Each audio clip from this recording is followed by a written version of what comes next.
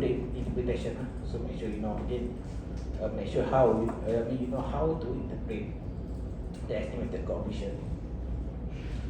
And I explained to you about R square as well as adjusted R square as well. So again, make sure you know how to know when you should use R square, when you should use adjusted R square. What is the difference between the two? And then this one also explains well the total variation in y in the dependent variable, and then SSR represent the part of the portion of variation in y that can be explained by our model, our estimated model. So that if you take a ratio between SSR over SST, give you R square. It represents how much of the total variation can be explained by our estimated model. And then so we have SSC as well, the difference between the two, because SSC does represent the part of the variation that cannot be explained by the model. So it is some kind of error. Okay. So ANOVA table can be constructed based on this. So you can calculate. So you can have the SSR, SSC, SSE, SST, degree of freedom, and then you can have MSR, MSE, and then finally you can calculate the F test, the F statistic, which is just the ratio between MSR over MSE. So this one you can use to perform overall significance test. This F test statistic to be used to perform the overall significance test for the parameters in the regression model. So this is the one that I mentioned just now, the adjusted R square. So we use it in order to identify whether a model with new variable, additional variable, is better than the previous model, I mean original model without the new variable. Okay. So this one, I have the overall estimated test I already explained before. With F test, you can either compare F statistic to the critical value from table, or you can just, if you use output, for example, computer output, then normally you provide the p-value, then you can just make conclusion based on p-value. So this one, p-value. The rules of p-value, this is just the general rule, but remember I explained last week, there is a situation, although it is smaller than alpha, you cannot reject. So because you also need to identify or to look at whether your t statistic fall in the correct regression region. Otherwise, you have to make sure. So this one not necessarily smaller than alpha, you have to reject. So it depends on the situation. The value of the sign of the t statistic, whether positive or negative, and then depends on your types of test as well, whether one tail test the right hand side of the distribution or one tail test at the left hand side of the distribution. Okay. So you have to be careful. And then we also can have a confidence interval. So based on confidence interval, you also can perform. So this one, just like I mentioned before, so it provides us, let's say we construct 95% confidence interval, then you can see that we are 95% confident that the true value of beta 1 for example, is in between these two values. If you construct 95% confidence interval, if you construct 90%, then you have different value of t, critical value. And then in terms of interpretation, we see that we are 90% confident that the true value of beta 1 to be in between these two values. Between the two values.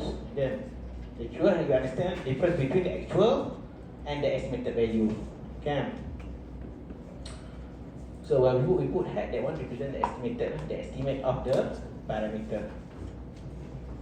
So again, this one also can be used to perform hypothesis or to make conclusion.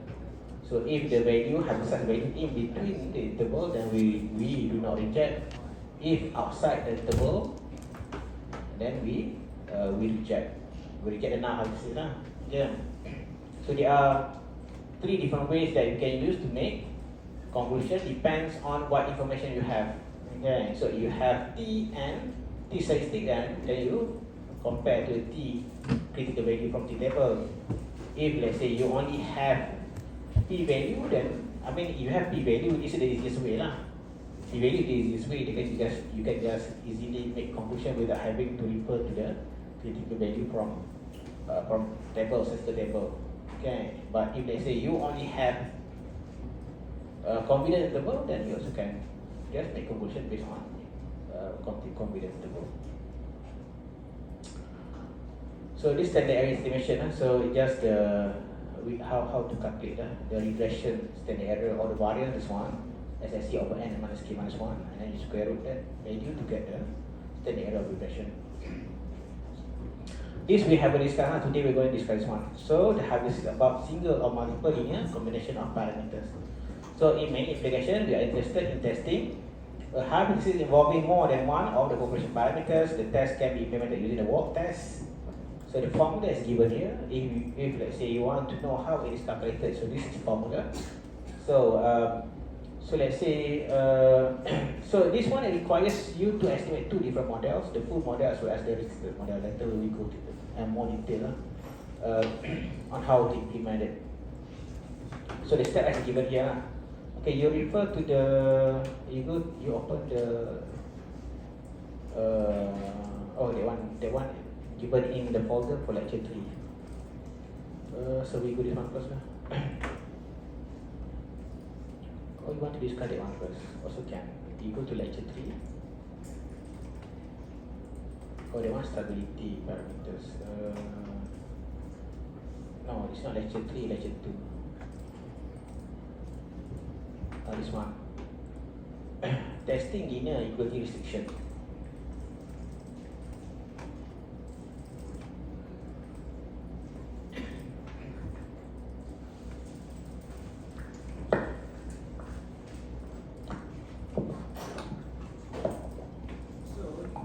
So here we want to perform hypothesis testing, but here we want to test if any of the parameter equal to other parameter. So this one single restriction. So we want to test what we call a restriction that any of the regression parameter be equal to the other. Let's say there is a claim, for example, there's situation, for example. Let's say there's a claim suggests that the effects of, let's say you have two x, so you have this model. You have two regressors, x1 and x2, and then there is a claim saying that the effects of x1 on y is equal to the effects of x2. That means the effects of x1 and x2 are similar on y. So we want to test. We want to test whether the claim is true or not. So we can perform the test. So let's say the now this suggests that the value of parameter beta 1 equal to the value of parameter for beta 2, the value. Meaning that the impacts, so the coefficient, the parameter represent the impacts of each of regressor. So you have 2x in the model. Let's say you have 2x, and there is a suggestion or a claim saying that the effects of both are the same on both x1 and x2 are the same on y are exactly the same. So we need to test whether we can make the assumption or not. So here we make assumption that the value of beta 1 is true value. So we want to test the true value. So not the estimate. We want to, but later on we use the estimate to help us to make decision. Okay. So we perform what we call as inference, statistical inference, in order to help us to decide or to make conclusion whether it is safe or not for us to conclude that the true value of parameter for beta 1 equal to true value for parameter for beta 2. Whether the effects of x1 on y equal to the effects of x2 on y or not. So we want to test that one. We want to test that hypothesis. So this is what we call, in this case, is single restriction. So again, here we want to test the hypothesis that this equal to beta 1 equal to beta 2. So meaning that the effects of both are the same, x1 and x2 on y, or this can be written like this lah. So beta 1 minus beta 2 equal to 0. So alternative not equal. So this is what we call as the full model. So this is the original model. But then if the claim is true, the hypothesis is true, then we can simplify our model so that we can make assumption. If they say the hypothesis is true, then we can simplify our model so that we can just use the same parameter for both x1 and x2. So instead of assigning different value, then we can just allow both to have the same. So let's say beta 1, this one also beta 1. Okay. So that can help us to to reduce or to increase the degree of freedom. So I mentioned before, degree of freedom, higher degree of freedom is better for us for more, to get more reliable estimate. Okay, degree of freedom, remember, n minus k minus 1, or n minus number of parameters, sample size minus number of parameters in the model. So if we assume, or we are able to assume that, or to treat the both parameters to be the same, then we just need to estimate two parameters instead of 3. In the original model, we have to estimate this one, beta 0, beta 1, beta 2, 3 parameters. But if the null hypothesis is true, the claim is true, then we just need to estimate 2, beta 0 and beta 1. Because we assume, or we treat both beta 1 and beta 2 be the same, so we can just assign the same. We can just assign the same parameter. Okay. So instead of 3, we just need to estimate. What does it mean when beta 1 equals to beta 2? Does this mean that? It means that the effects of both x1 and x2 are the same, exactly the same. When x increase 1 unit, what happened to y? When x2 increase 1 unit, what happened to y? So the amount of impact are just the same. So is there like a need to have that random variable when you're modeling if it has the same? So let's say there is a claim. Let's say you have, this is just one of the hypothesis testing now. So previously we discussed different types of testing. This is another type of hypothesis testing. Let's say that you have a situation. Let's say you have this model. Let's say you have x1, x2. You have two different variables that you use to explain the dependent variable y. But there is suddenly someone suggests that the effects of both these two variables are just the same on y. So you want to test that claim, true or not? So you can perform this test now. Okay. That's how you need to perform. That's how you perform the test using this test. This is the walk test, what we call the walk test. Alright, so okay, so here there are two models. This one we call as unrestricted or full model, and then we have a restricted model when we restrict beta 2 to be equal to beta 1, both to have the same value. So this is what we call restricted model. So the step as given earlier, so it involves a number of steps. So the first step, you have to estimate. If you do manually lah, okay, later on I will show you that you can just simply perform the test in reviews. But you have to understand, so I think it's good for you to understand as well how the calculation is done. Do not only simply just use reviews to produce output and interpret, otherwise you do not know the meaning. So you have to, it's better that you understand how it is calculated and how it is done manually, so that you what we call that, you have better knowledge than instead of simply using reviews based on output only.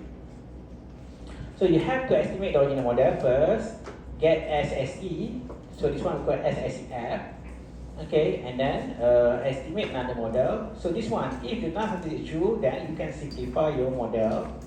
So you just need to estimate beta 1, and then you combine these two variables, so x1, x2. So meaning that you assign, again, you assume or you treat the parameters to be the same for both x1 and x2. So in this case, you replace beta 2, you replace with beta 1 instead of beta 2. So you both now have the same parameters. So you can simplify. So instead of regressing y against both x1 and x2, you just need to regress y against the sum of both x1 and x2, the plus x1 plus x2. Okay, so now you have less number of regressor, but you take into account both values x1 and x2 as well. And then you calculate this one. So this one, G number of section. So SSE from the restricted model is one restricted model, and then minus SSE from the full model. Divide by number of section. Number of section is this one. So how many section we impose here? We impose one restriction. So we restrict beta 1 to be equal to beta 2. So one section. So again, later we have multiple restriction. Another example. So the easy way to know how many restriction, we just count how many equal sign. How many equal sign we have in our analysis. So here there's only one equal sign. So we only have one equation for this example.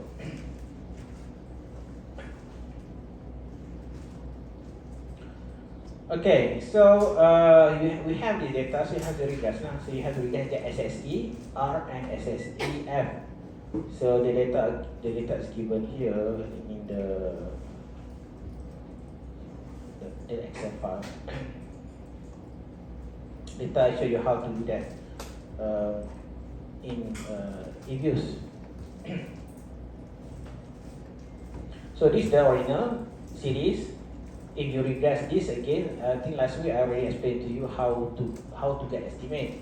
In Excel, you just select this for your X, for your Y as this, and then this one for your X. So you can use data. I just quickly show. So this one data analysis. You have this data analysis tool, and then you select regression. So this one just to help you to understand better, but later on you just use eViews. So later on for the midterm test, for example, or for your you have assignment, and then you just use eViews.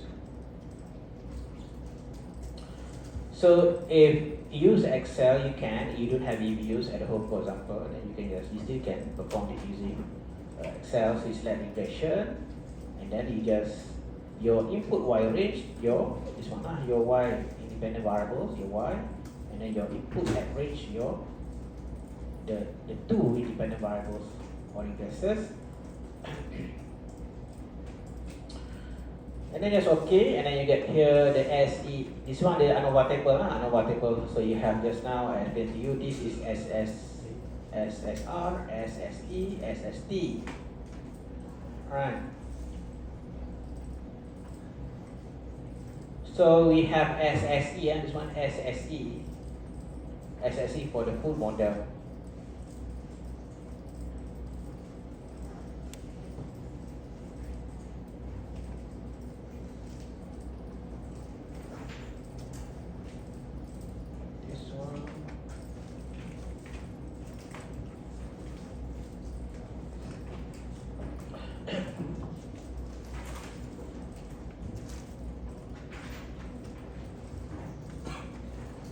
So this for the full model, and then this is the model, this one.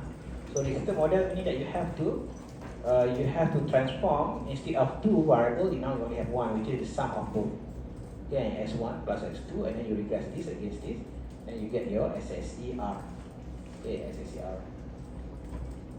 I'll just quickly show you again. So this one you just select this one.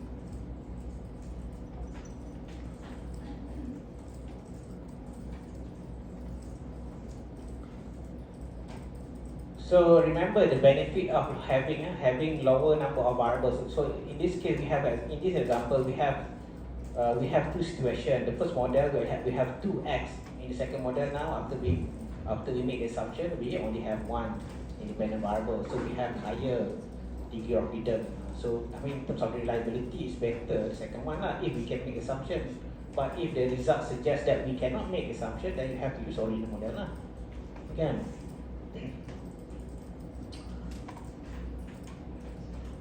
So this one you have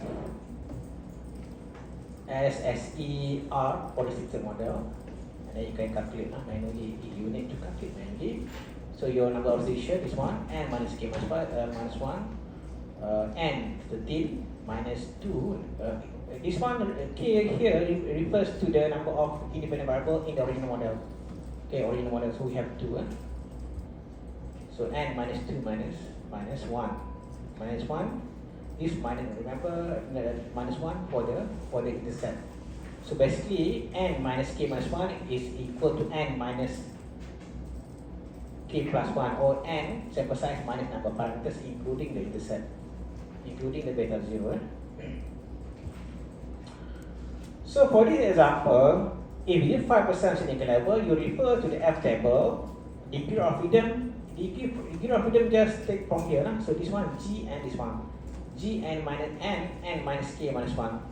So this you always don't need to memorize. You just refer this one. This and for F test, for F it has 2 degree of freedom. So in this case 1 and 10. 1 and 10. So 1 and the thing minus 2 minus 1, so 10. So you refer to the F table, and then you get your critical value 4.4. Do I need to show this one? You know, right? How to find this one? From F table. Last week I already showed you how to I give you an example lah. So I hope you already know how to get this 4.96. You know, right? You still do not know, later you ask me. Last week I already get example. Or you still want me to show it? F table, this one, F table. So you give 5% significant level, it is the first row. So degree of freedom 1 and 10 just now, right? 1 and 10. So this one, the first degree of freedom, and then you go down, the second degree of freedom 10. So this one, 4 point. The first row for 5% significant level. Okay, so it is 4.96.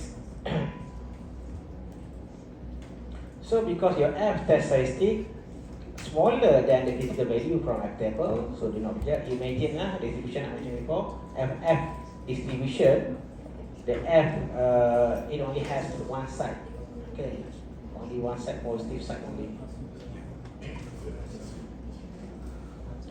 So because we do not reject them, we can make conclusion that for this example, so it is safe for us to say beta 1, the true value of beta 1 equal to the true value of beta 2, meaning that it is safe to make conclusion that both x1 and x2 are having the same effects on y. Okay, when x1 and x2 increase, what you need to both give the same effects on y. So we can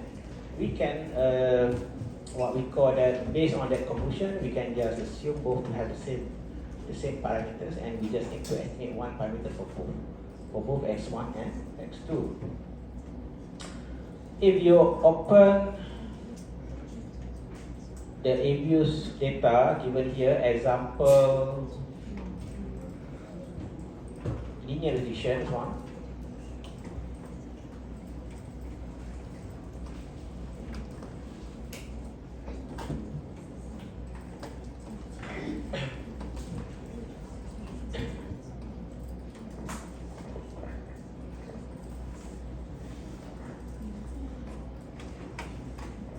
Okay, so here you can perform the test more easily.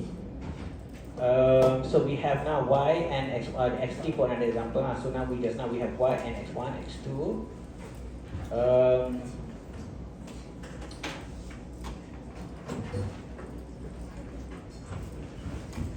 I will explain to you how to prepare data in the abuse.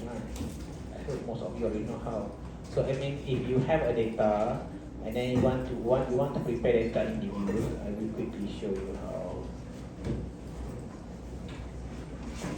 Abuse.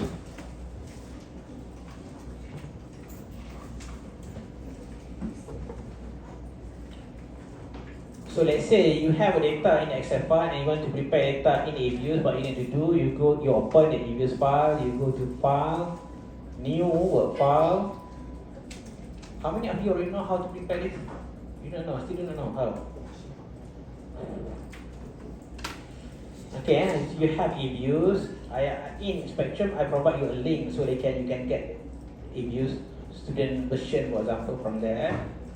So if you have data in Excel, for example, or you want to type, it's up to you lah. So let's say you have the data, it's one y and one is 2. So you want to prepare the data in abuse file.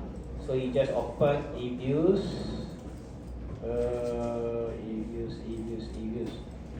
This one, open it.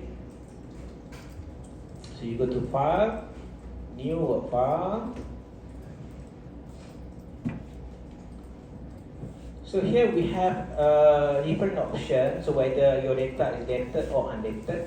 So in our case, it's not times the data. So dated means that you have times the data. Let's say you have monthly data, for example, then you select. You have annual data, this one. If you have monthly data, then you select monthly or quarterly and so on. And then you need to mention the start date and the end date. So if monthly data, you have to use M. For example, January M01. February M02. You have to put year first and so on. Try to prepare data. And then for this example, we don't. It is undated. Undated. You have both elements, meaning that it is time series as well as time series data for many sources. Let's say for time series data for different companies, for example, 10 different companies, time series data. That's what we call as panel data. So balance. Balance means that the same number of observation for all companies or all we call it cross section.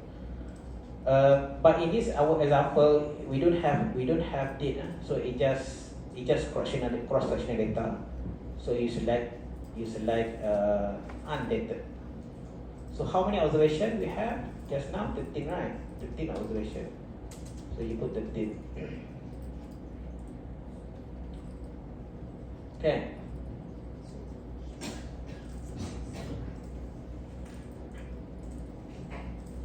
Then okay, and then you create a variable. So you go to object, this one, object, new object, select series, and then you put type the name of the variable that you want to create. For example, your dependent variable y. This one's up to you. It's not necessarily one. You can put other name. Let's say you want to put income or GDP. It's up to you. Yeah. So for y variable, then okay. And then we have another two, x1, x2, so object again, object, new object, series, x1, and then again, object, new object, series, x2, and then you just click, so for example, y, you click, you open y, you click y, and then you click edit, and then you can type the values lah. So just now, or you can just copy and paste. I think it's also possible for you to import data, but you can try many ways. So this one, I show you one of the way to prepare data. Just copy and paste, and then just put. Okay, and then for x1, so the same, edit, and then you actually also can copy and paste all together, all the variables at the same time. But you also can do it one by one as well. So x2, normally when you, after we paste, we click again edit, so that we will not mistakenly change the values. So x2 as well. So to put in data,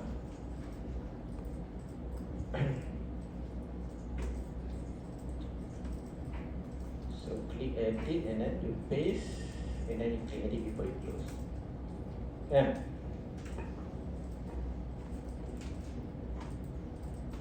So in eViews, you can do just like before, meaning that you can estimate one by one. So the full model, and then you also can estimate the restricted model. So for example, to estimate model, you go to quick estimate equation.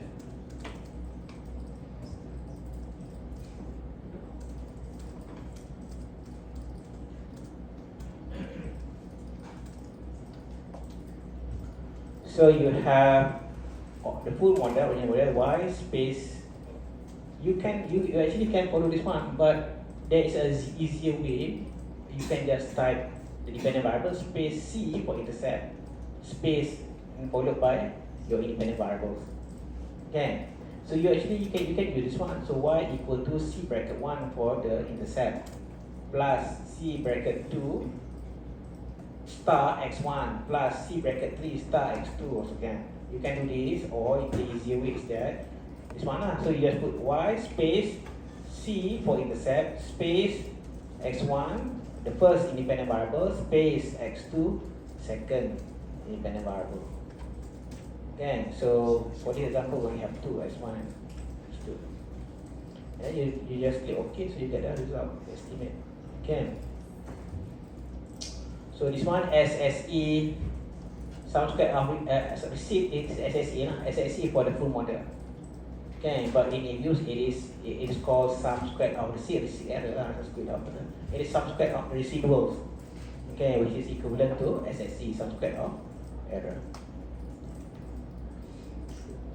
So you can, this for the full model, for the restricted model, you can just put plus like between, just put plus S1 plus S1 plus S2, you get a result for the restricted model. Okay, but in EViews, you do not need to estimate both, because you just need to estimate the original model, the full model, and then you perform the walk test. So you just need to estimate one, and then you go to view, select coefficient diagnostic, select walk test coefficient and restriction.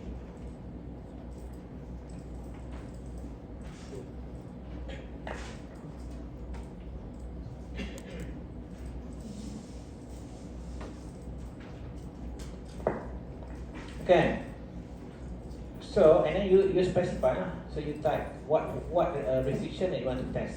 So here we want to test that beta 1 equal to beta 2, which is, remember this one, C give us estimate for what?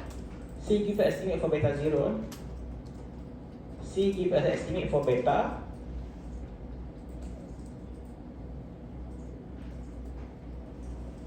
So this is our model. So we have beta 0, beta 1, beta 2. So the C give us estimate for beta 0. And then this give estimate for beta 1, this one for beta 2. The estimate of the coefficient or parameters. This is the estimate, not the true value. So just estimate from a sample.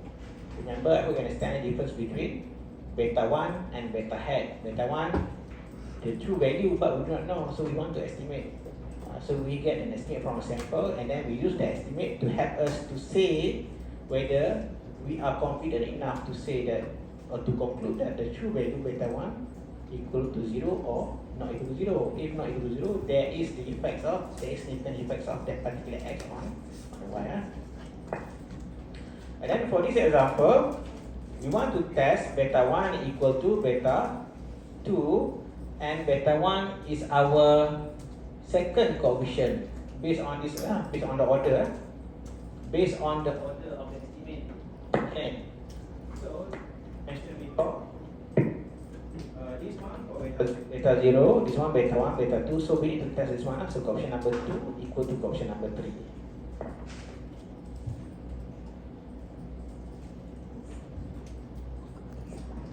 So you have the time. So C bracket 2 equals C bracket 3. C too small. C, you type C bracket in the bracket 2 equal C bracket 3. So coefficient number 2 equal coefficient number 3. So because coefficient number 2 give us estimate for beta 1, coefficient number 3 give us estimate for coefficient for beta 2.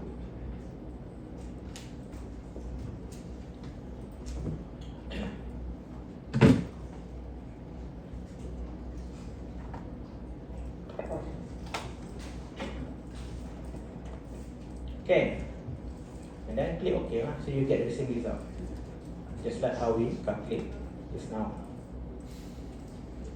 So remember, this one, do not, if beta 1, beta 2, do not put C bracket 1, but this one based on the order, that how it appears in the output. Okay, the first one for beta 0, second one for beta 1, the third one for beta 2.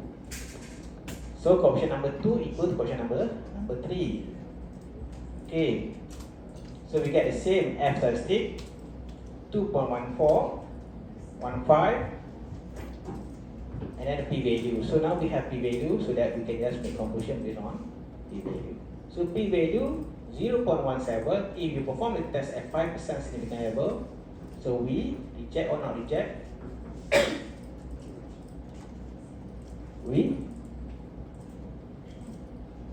we already discussed last week. We do not reject. Do not reject. I think for F10 it's quite safe lah. I mean, because it's only one side. So if it's smaller than alpha, we can directly conclude to reject the conclusion. This one we do not reject because it is greater than 0.05. 0.17 greater than, if you perform the test 0.05 significant level, so it is greater than 0.05, so we do not reject. So conclude that we can agree, with the null hypothesis that says the true value of beta 1 equal to the true value of beta 2. Yeah.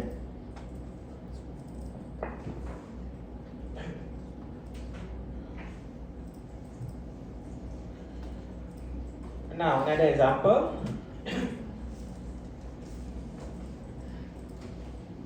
Multiple linear restriction. So now we want to perform tests, but not only one single restriction, but we have more than one restriction. So let's say for this example again, let's say we have a model and then someone says that there is a claim to suggest that when x increase 1 unit, y will increase by 1 unit as well. So meaning that when it suggests that he or that person suggests that beta 1 equal to 1 So when x increase 1 unit, y increase 1 unit as well. So beta 1 equal to 1. And then another claim says just like before that the effects of x2 and x3 are the same. So beta 2 equal to beta 3. Okay. So you can just do the same as before. This is our full model, original model. So you have to estimate this model. And then if the null hypothesis is true, what happens to our model? So we have beta 1 now become 1. Beta 2, beta 3 similar, both are the same. So we can just replace that to 1 So beta 3 we can just put beta 2 instead of beta 3. So then you can combine this just like before. Okay. So this one, because we don't have parameters in front of that, you can bring to the left. So now it becomes a new dependent variable, which is y minus x1. Okay. So you regress against x2 and x3. And then you get SSE, F and SACR. So this one is the example, this one. So the full model, we have all x1, x2 and x3. You regress just like before. Regression. So you have this. And then all the three, you select all for the independent variables. And then just OK. So you have SSE for the full model.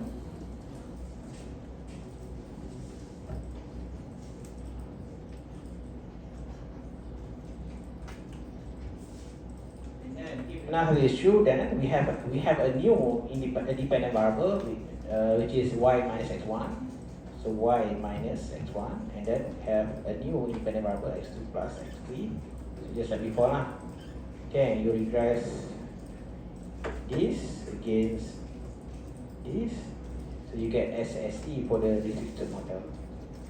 Okay, so you get this 4 to 7.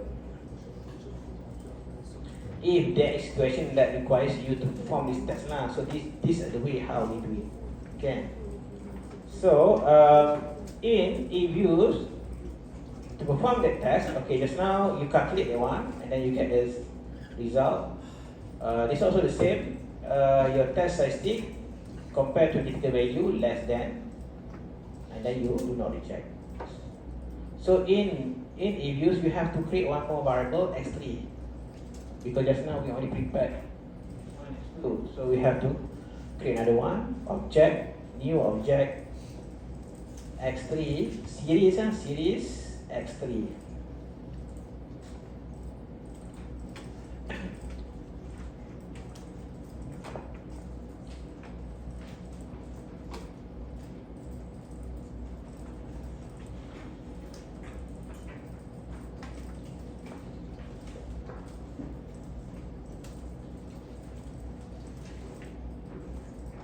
So you copy and paste data.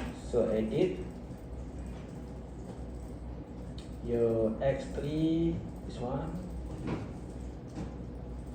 or you can just use the one that I already prepared in Spectrum. That one it already has all the variables. This one I just want to show you how to prepare the variables. Alright, so we estimate a model. Oh, I didn't save it. So we estimate model, estimate equation. So you go to quick, and then then you estimate model y space c for intercept, and then x1 space x2 space x3.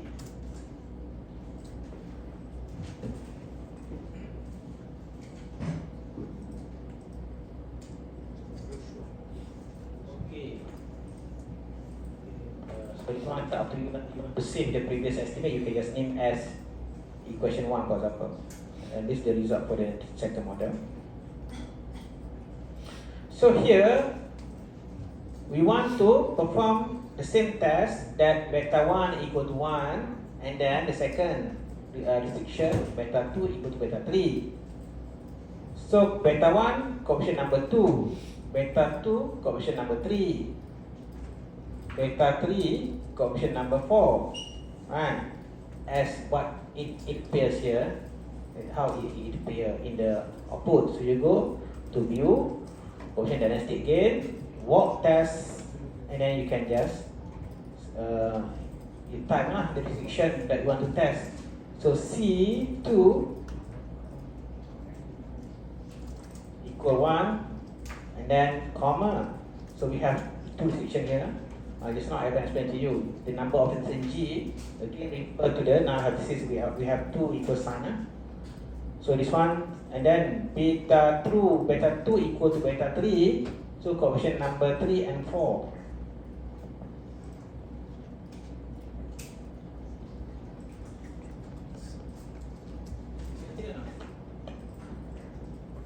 Yeah, too small.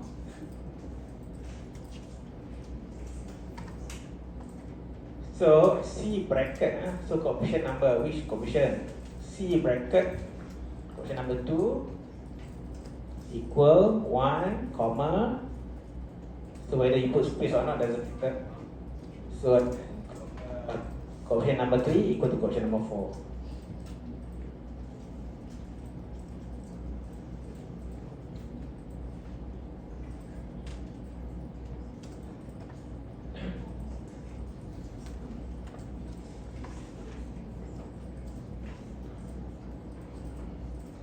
Okay, so you get this result is exactly the same to this one.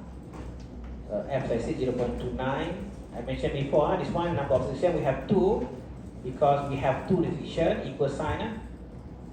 The first restriction, second restriction. So we have 2. So your G here equal to 2, and then n minus k minus 1. So we have k now, we have 3, and then minus 1. So you get this same 0.2 after state 0.29, and p value 0.7513. So again it is greater than 5% significant level, so we do not reject. So meaning that in this case it is safe. For example, if you have this kind of situation, and the result suggests that it is safe to use the simplified model instead of the original model.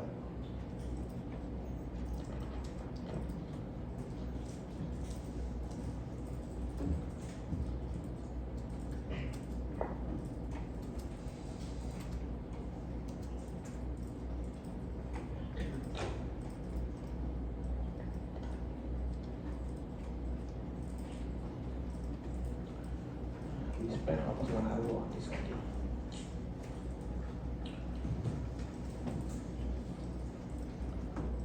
Okay, this one we move to the next topic.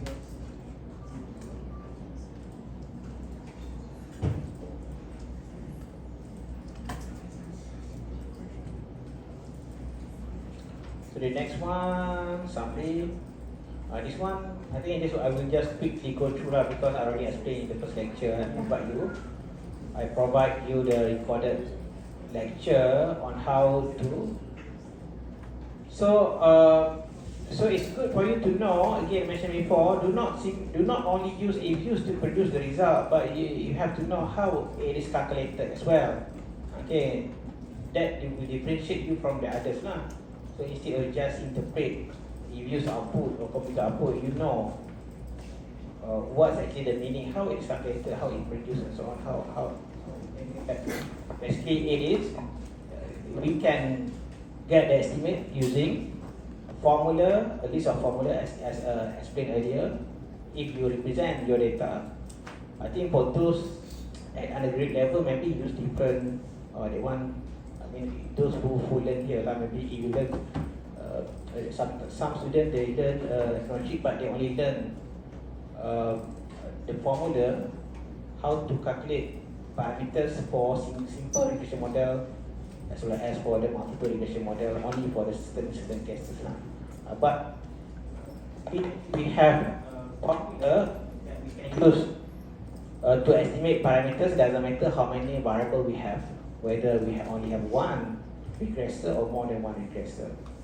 Can. So later I'll show you how you can perform the estimation in R, but again, so the use of R is, I think, I will just make it as optional for you. Okay, so whether you want to learn and use it is up to you, but you have to know how the formula is used and so on. Okay, later I will show you the alternative way. So maybe some of you will find it's quite difficult to understand the coding, R coding and so on, especially those who are doing Master of Development Studies, for example. So I think to come that some of you don't have what we call that good knowledge in statistics, for example. Okay, so I will try to make it too difficult for you. So, but you need to put effort as well. I cannot simply pass you. I mentioned before. So you have to achieve 65. Otherwise, I will not pass you. So, but I will try not to make it too difficult for you to pass this course. As long as you put effort to learn it. Okay, so if you have data and then you can express data in metric form. So you have a vector for your dependent variable, and then your X matrix consists of all regressors. Okay, and the first column your X matrix all equal to 1. Why? Because you have data set beta 0. So because of this, you understand. So I'm not going to explain again why we have 1, because if you multiply this matrix, then 1 times beta 0, you get back as 1. Okay, 1 times beta 0 and then plus beta 1 x1 and then plus beta 2 x2 and so on. So you have to I hope you understand. Okay. And then it can be expressed in matrix form like this. So y equal to, so this matrix X times matrix B, matrix beta consists of all the parameters and then the error term. So there are a number of assumptions. The average of the error term must be equal to 0. So means that the error term can be positive, can be negative. So it's just like, remember the residual. This is the true error, but we estimate, we call it residual. Residual is just y minus y hat. Remember? So I explained to you the difference last week. We consider simple regression model, only one X, and then we have error term. So this is the actual or the true relationship between Y and X. Remember I mentioned before, just like mu and X bar. But normally we do not know the average of the entire population. So we just take a sample and then we get sample average, mean of sample. So basically the same concept. This is the true value, just like mu, the true parameters for the model.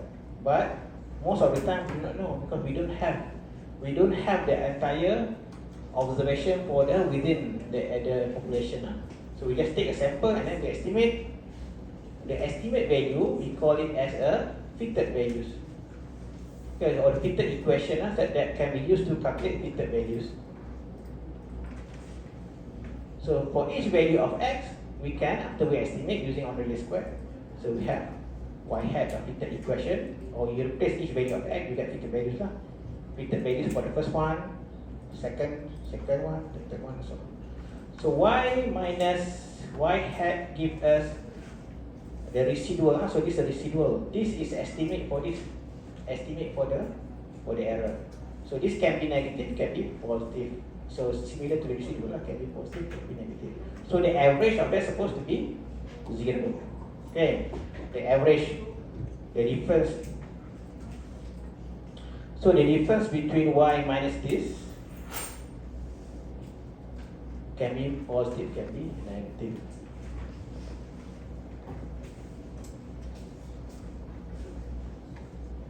And then the variance. So the variance of this, the error term, it just, it has variance. Like if you express in metric form, then you use this what we call that matrix. You multiply u vector and then u transpose, then you get what we call that a matrix in which the diagonal element represent the variance of this. Okay. So this one, the n times k plus 1 matrix X has rank. This one, remember that in the previous note I provide to you, it explained about linear dependence between independent variable. So in this case, that has rank k plus 1 means that there is no linear dependence between your X variable. Okay, so it has, in your X matrix you have you have kx plus the first column equal to, just now I mentioned to you this one. So you have k number of x and then plus 1 for the intercept, plus 1 the first column. So mean that each of these column must be independent each other. There's no linear relationship between different columns. Yeah. And then matrix X is fixed repeated sampling. So this one, this assumption requires to make sure that there is no relationship between any of X and the error term. Okay. So basically, the assumption says, although in practice it's not really true. When we collect data, we simply collect without having to decide the value of X first. But the assumption says that when we collect data, so we already decide the value of X. And then we get someone, for example, with that particular value of X, and then we identify with the value of Y. So this to ensure that there is no correlation between, the correlation between X and the error term. So mean that covariance between any of X and the U, the error term, to be equal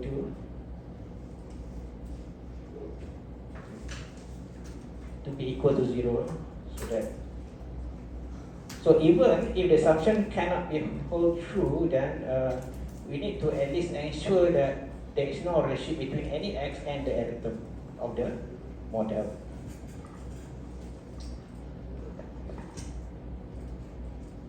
And then it also says that the error term here must be normally distributed assumption. Normally distributed, we mean average 0, and then just like we follow the variance. Okay, the variance.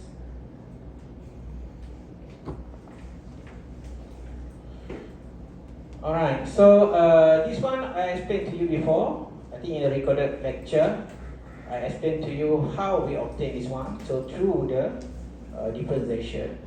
So if you express your data in symmetric form, then you use that technique, and then it allows us to have a formula, this one, that allows us to calculate or to get estimate of the parameters. So this is the vector of estimator. So beta hat, it is a vector of estimator. So you have beta 0 up to beta k hat.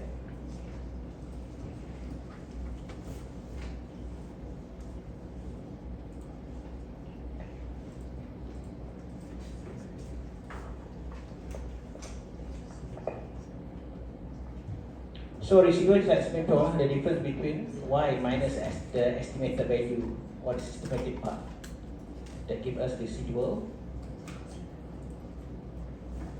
property of ordinary square estimator. Okay, so recall what I explained to you before. What is the unbiased estimator? Unbiased means that the average of all possible estimate equal to true value. Okay, unbiased estimator means the average of all possible estimate is equal to the true value of parameter. Okay.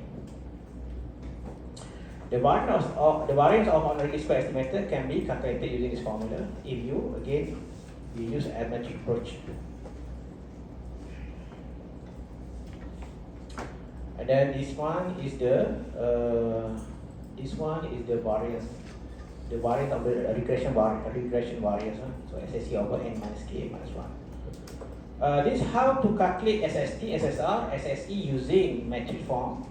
Okay, so if you expect your data in matrix, Y matrix and X matrix, then you can just use the formula to get the value of SST, SSR, SSE.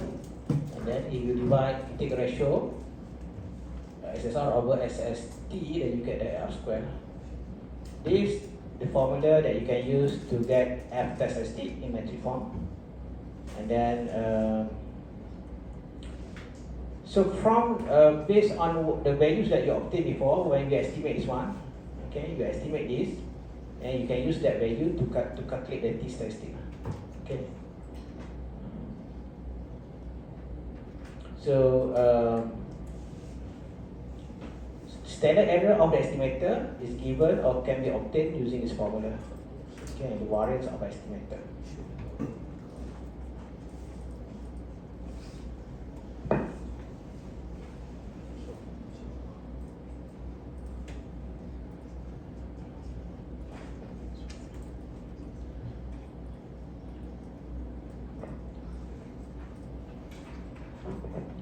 Okay, so I will quickly show you how to use R. How many of you know how to use R? Only one. So I mentioned before, so this one, again, do not worry too much.